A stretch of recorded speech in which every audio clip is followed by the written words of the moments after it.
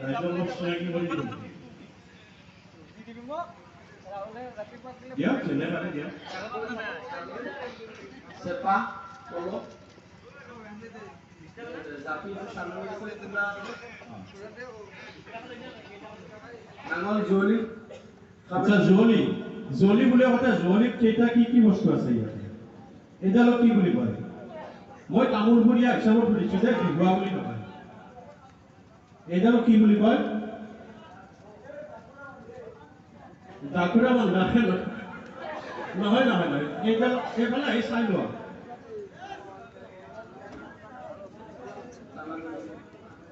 এডালৰ নাম কি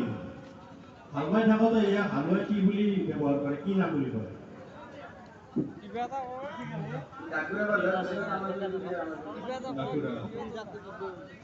দাকুৰাটো মুই দিয়ে বান্ধে যিখন মুই থাকে মুই যিডাল ৰছী লগাই সেইডালক দাকুৰা লগায় এইডালক কি বুলি কয় মই এইটোৱে বুজিছোঁ তামোলপুৰীয়া ল'ৰা ক্ৰিকেট কাৰণে বিখ্যাত সেইকাৰণে বুজিছোঁ যদি কোনোবাই পাৰে খুব দিলে ভাল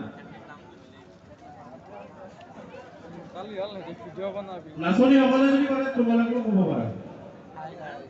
আজিকালি জৌলিৰ প্ৰচলন নহয় আছে গৰু নাই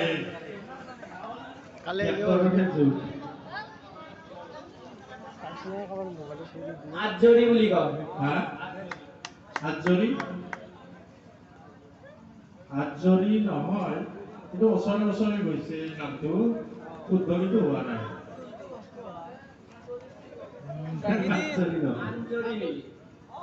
এইবাৰ অলপ হৈছে আঞ্জৰি বুলি কয় আন বুলিয়ে কয় এইডালে নাঙলৰ এই ঢিলাটো যি খুবলি থাকে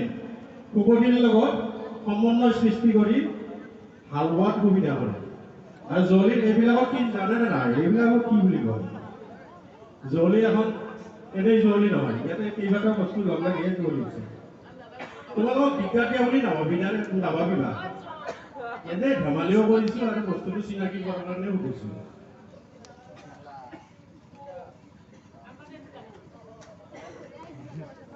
নাই নোৱাৰিবই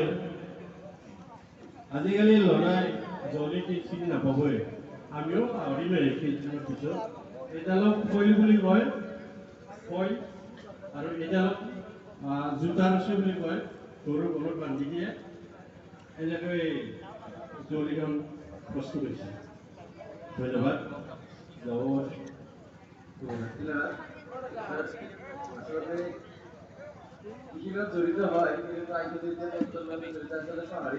সেইকাৰণেইতো মই সুধিছোঁ আমি সৰুকাল মানে জড়িত আছিলো নহয় এতিয়াতো বিহুতো কৃষিৰ লগত সম্পৰ্কীয় বস্তু বিহু আৰু তোমাৰ খুব বেছি বয়স ৩০ বছৰ হৈছে তুমি কিন্তু হাল জৌলি এইবিলাক পাইছা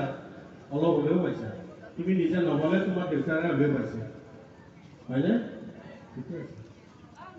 সেইকাৰণে চিনাকি কৰি দিয়াৰ প্ৰয়োজন আছে ধন্যবাদ